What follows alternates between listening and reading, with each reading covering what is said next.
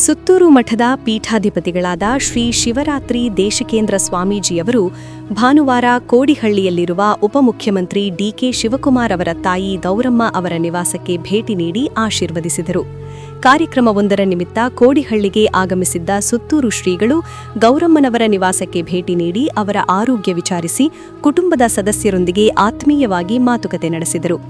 ಈ ಸಂದರ್ಭದಲ್ಲಿ ಮನೆಯಲ್ಲಿದ್ದ ಕುಟುಂಬಸ್ಥರು ಸುತ್ತೂರು ಶ್ರೀಗಳನ್ನು ಗೌರವಪೂರ್ವಕವಾಗಿ ಸ್ವಾಗತಿಸಿ ಆಶೀರ್ವಾದ ಪಡೆದರು. ಈ ಸಂದರ್ಭದಲ್ಲಿ ಮರಳೆಗವಿ ಮಠದ ಡಾಕ್ಟರ್ ಶ್ರೀ ಮುಮ್ಮಡಿ ಶಿವರುದ್ರ ಸ್ವಾಮೀಜಿ ಸಹ ಉಪಸ್ಥಿತರಿದ್ದು, ಇಬ್ಬರು ಸ್ವಾಮೀಜಿಗಳು ಗೌರಮ್ಮನವರಿಗೆ ಶುಭಾಶಯ ಕೋರಿದರು. ಧಾರ್ಮಿಕ ಹಾಗೂ ಸಾಮಾಜಿಕ ವಿಚಾರಗಳ ಬಗ್ಗೆ ಚರ್ಚೆ ನಡೆಸಿ ಶಾಂತಿ, ಸೌಹಾರ್ದತೆ ಮತ್ತು ಸಮಾಜದಲ್ಲಿ ಒಗ್ಗಟ್ಟಿನ ಅಗತ್ಯತೆಯನ್ನು ಈ ವೇಳೆ ಒತ್ತಿ ಹೇಳಿದರು.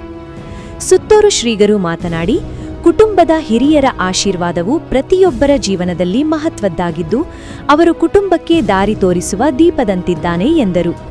ಗೌರಮ್ಮನವರ ಆರೋಗ್ಯ ಚೆನ್ನಾಗಿರಲಿ ಎಂದು ಹಾರೈಸಿ ಕುಟುಂಬದ ಎಲ್ಲರಿಗೂ ಶುಭವಾಗಲಿ ಎಂದು ಆಶೀರ್ವಚನ ನೀಡಿದರು. ಈ ಭೇಟಿಯು ಸರಳ ಆದರೆ ಆತ್ಮೀಯ ವಾತಾವರಣದಲ್ಲಿ ನೆರವೇರಿತು.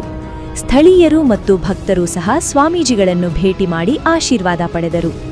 ಕಾರ್ಯಕ್ರಮದ ಅಂಗವಾಗಿ ಕೋಡಿಹಳ್ಳಿಯಲ್ಲಿ ನಡೆದ ಇತರ ಕಾರ್ಯಕ್ರಮಗಳಲ್ಲಿ ಭಾಗವಹಿಸಿದ ನಂತರ ಸುತ್ತೂರು ಶ್ರೀಗಳು ಮುಂದಿನ ಪ್ರವಾಸಕ್ಕೆ ತೆರಳಿದರು.